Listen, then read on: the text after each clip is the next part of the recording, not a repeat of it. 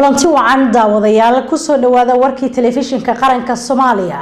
oo aan idinkaga soo gudbino stuudiyaha TV-ga qaranka ee magaalada Nairobi anigoo Zahra Maxamuud Koronto ayaa daawadayaal warka idin la socodsiin doona qodobada aad ku daawan doontaana waxa kamid ah madaxweynaha Jamhuuriyadda Federaalka ee Soomaaliya Mudane Xasan Sheekh Maxamuud oo maanta ka hadlay arinta magaalada Kismaayo oo dhawaanahanba ay ka soo baxayeen warar kala duwan ayaa waxa uu sheegay inaysan jirin wax khilaaf ah oo u dhaxeeya dawladaha Soomaaliya iyo Kenya oo ku saabsan arinta maamul sameynta magaalada Kismaayo وفود كلا سعتي دولتها إيران iyo Turkiga oo ay kala hogaaminayeen wasiirada umuraha dibadda ee dalalkaasi oo maanta tagay magaalada Muqdisho ayaa kulan la qaatay madaxweynaha Jamhuuriyadda Federaalka ee Soomaaliya iyo ra'iisul wasaaraha dalka wafdi isna ka socday dawladda Shiinaha oo shalay gaaray magaalada Muqdisho ayaa kulan la qaatay madaxweynaha Jamhuuriyadda Federaalka ee Soomaaliya iyadoo wafuudda ka socotay dawladda Shiinaha ay sheegeen in mashaariic dhismayaal ah ay ka hirgelin doonaan dalka Soomaaliya mudanayaasha golaha baarlamaanka Soomaaliya oo maanta kulankooda oo ay kaga doodayeen xerosaadka golaha baarlamaanka ku yeeshay magaalada Muqdisho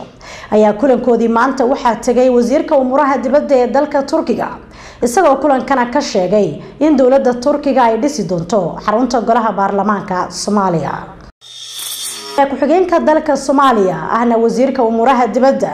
ayaa maanta ka ambabaxday magaalada Muqdisho iyadoo ku sii jeeda dalka Djibouti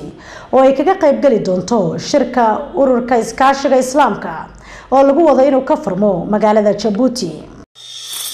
shir looga hadlayay xasilinta dalka Soomaaliya oo ay ka qayb galeen hay'adaha daneeya arrimaha Soomaaliya iyo saraakiisha AMISOM ayaa lagu qabtay magaalada Muqdisho dood cilmiyeed looga hadlayay dhibaatooyinka ay kooxaha al-shabaab ku hayaan dumarka gaar ahaan gabdhaha yaryar oo ay qasab ku guursadaan ayaa lagu qabtay magaalada Muqdisho iyadoo kulankaasina ay soo agaasintay hay'adda CCD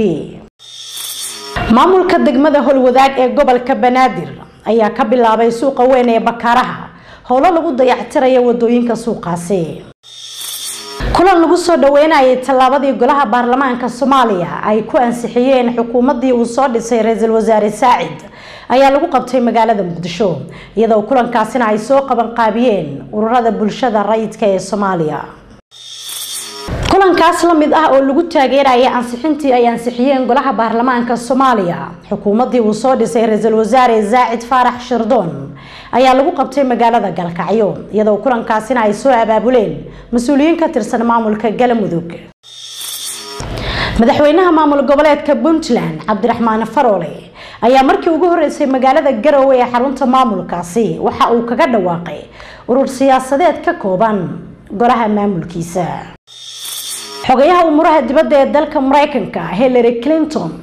ayaa talaabo dhanka horumarka loo qaaday ku tilmaantay isbahaysiga ay sameysteen kooxaha mucaaradka ee dalka Syria ayagu ka soo horjeeda nidaamka madaxweyne Bashar al-Assad